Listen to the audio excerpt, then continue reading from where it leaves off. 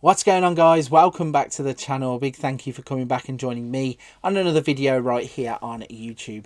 Recently I've started to download some of the weird and wonderful tactics that are out there for FM23, and I've been putting them through their paces to see what they can truly do. In today's video we're going to be testing out another tactic, and we're going to do it on a full power tactic test. We're going to put it in the hands of Manchester City, Napoli and Atletico Madrid to see how it fares with three big teams in Europe. As always, we're going to show you the tactic, the in possession, the out of possession, the in transition, and then also the results. We're already on Manchester City's page, so let's jump into their tactics tab to show you the tactic. This is called Colossus. It is a 4-2-4 or a 4-4-2, depending on how you want to look at it.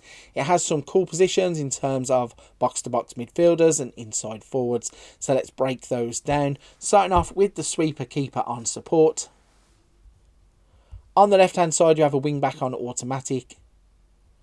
You have two ball-playing defenders set to defend. And on the right-hand side, a wing-back on automatic. You have those two box-to-box midfielders in the centre of the park. On the left, you have an inside forward on attack. On the right, you have an inside forward on attack. And up top, you have two advanced forwards that look like this. So once again, the tactic is called Colossus. It just says its tactical style is custom. Its mentality is balanced, so it's not overbearing in terms of an attacking formation. Its in possession will look like this. Its in transition looks like this. And its out of possession looks like this. So again, another tactic that's not overloading players with too much information. It's pretty basic, depending on how you want to look at it. The 4-4-2, 4-2-4. This is a tactic that I really like. Let's see how it has got on in the hands of Manchester City in a single season sim. With the competitions tab, you can see that they have been to every single final they could be to, and unfortunately lost. But they have won the Premier League by 8 points.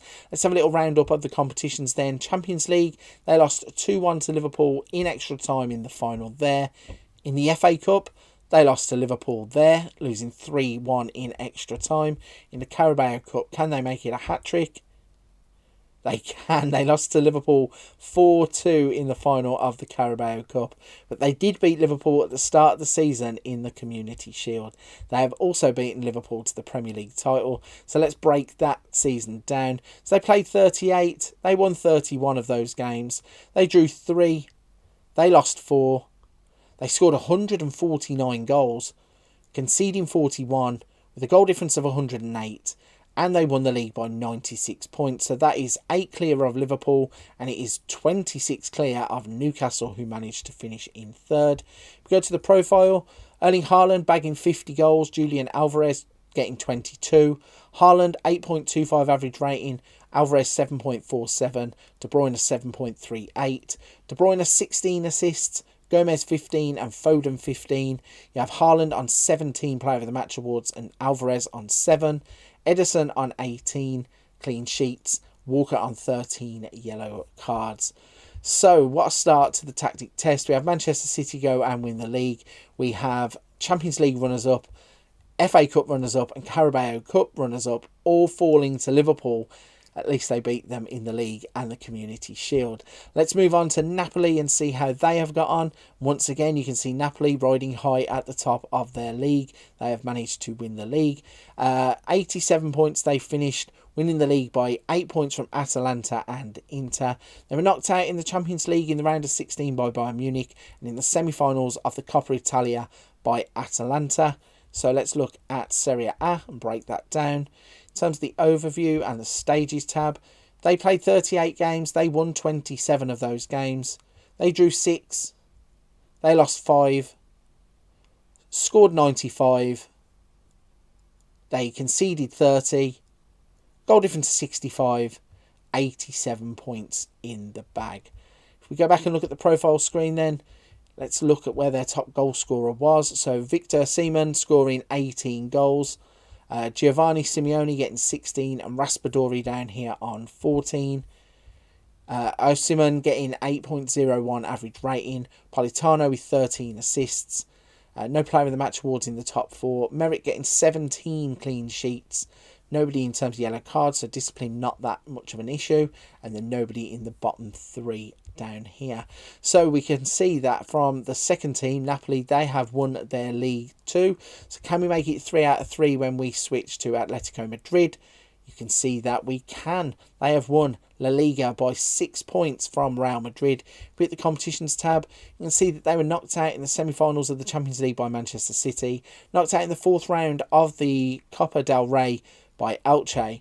So let's break down this La Liga Santander campaign by going to the stages tab. You can see they played 38, they won 30, they drew 5, lost 3, scored 119, conceded 40, had a 79 goal difference and 95 points, which meant they won the league by 6 points from Real Madrid and 13 points from Barcelona down there in 3rd place. If we go to the profile screen for the league, Morata got 29 goals. He had a 7.57 average rating. Griezmann 7.35. Koke got 14 assists. Correa getting 12. Morata 8 man of the match awards. Oblak got 18 clean sheets. Llorente 15 yellow cards and Jimenez getting 12. So discipline could be an issue for this tactic.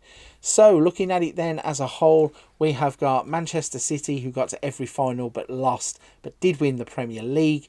We had Napoli winning the Italian Serie A, and we now have Atletico Madrid winning La Liga Santander. So this is a league-winning tactic.